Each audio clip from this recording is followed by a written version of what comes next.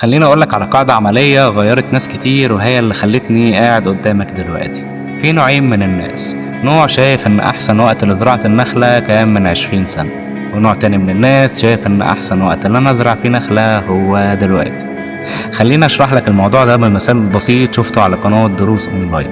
كان في واحد كاتب له في التويتات إن هو عنده 80 سنة وبيفكّر يتعلّم وخايف بعد ما يتعلّم ويتعب نَفْسه في الحاجات دي إن هو يموت.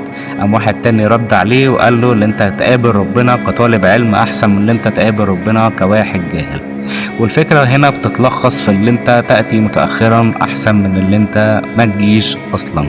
الموضوع ده خليه قاعدة في حياتك وهيفرق معاك في حاجات كتير، واللي انت ما تتلفتش لوراك لما تيجي تاخد خطوة لأي حاجة، لان انت كل ما تبص لورا خطوتك لقدام هتبقى ابطأ. ولو الكلام عجبك اعمل لي لايك، ولو عايز تشوفني تاني اعمل لي فولو، اكتب لي كومنت هرد عليك، ويلا سلام.